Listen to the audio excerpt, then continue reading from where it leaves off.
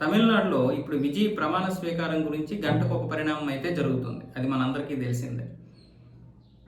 అయితే ఇక్కడ స్టాలిన్ ముందు ఒకటి చెప్తున్నాడు, వెనక ఒక గేమ్ ప్లాన్ చేస్తున్నాడు. ముందు టీవీకే పార్టీకి ఏమొచ్చేసి ప్రభుత్వాన్ని ఏర్పాటు చేయడానికి అవకాశాన్ని ఇవ్వండి అంటున్నాడు గవర్నర్. వెనక నుంచి టీవీకే పార్టీకి మద్దతుగా వెళ్ళడానికి చూస్తున్నటువంటి సిపిఎంని, సిపిఐని, అలాగే ఐయుఎంఎల్ని అడ్డగిస్తున్నాడంటే ఇక్కడ స్టాలిన్ ప్రభుత్వం కోసం ఎదురు చూడడం లేదు. అన్న డిఎంకే కలిసి ప్రభుత్వాన్ని ఏర్పాటు చేస్తే అంతకంటే రాజకీయ వ్యభిచారం ఉండదు.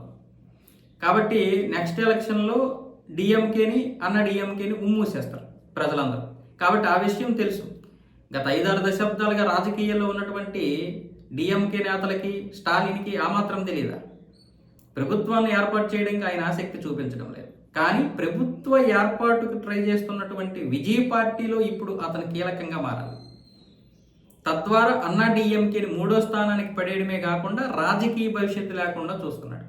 ఎందుకంటే ప్రతిపక్షంగా డిఎంకేనే ఉంటుంది, అందులో ఎటువంటి సందేహము లేదు.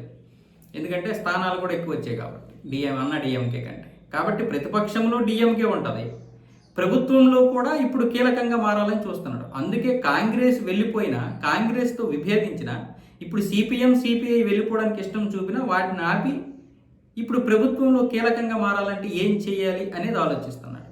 సిపిఎంని, సిపిఐని, ఐయుఎంఎల్ని ఎందుకు ఆపుతున్నాడు?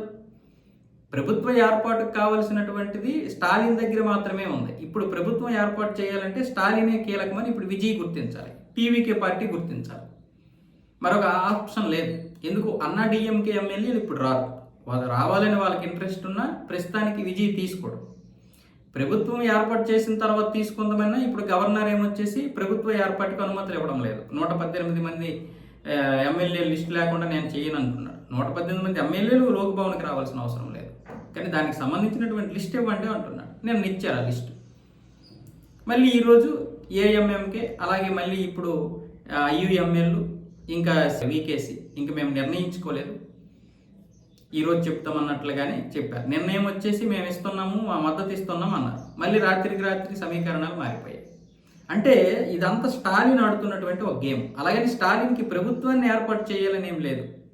అన్న డిఎంకే కలిసిన, లేదా డిఎంకే టీవీకే కలిసి ప్రభుత్వాన్ని ఏర్పాటు చేయాలని ఉండకపోవచ్చు.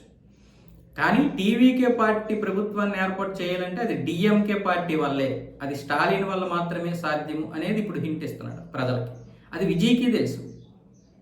అందుకే ఇప్పుడు ఈ పార్టీలన్నింటినీ కూడా తన వైపుకి తిప్పుకొని, అంటే కూటమిలో భాగంగా పోటీ చేసినటువంటి ఈ పార్టీలన్నీ కూడా ఇప్పుడు స్టాలిన్ మాట వినే పరిస్థితికి వచ్చాయంటే దానికి కారణం అదే, ఆయన ఆడుతున్నటువంటి గేమే. లేకపోతే వీళ్ళు ఇప్పటికి వెళ్ళిపోయేవాళ్ళు, ఆ విజయ్కి మద్దతు వచ్చేది, దానివల్ల మ్యాజిక్ ఫిగర్ 118 అయ్యేది, ప్రమాణ స్వీకారం నిన్నే జరిగిపోయేది.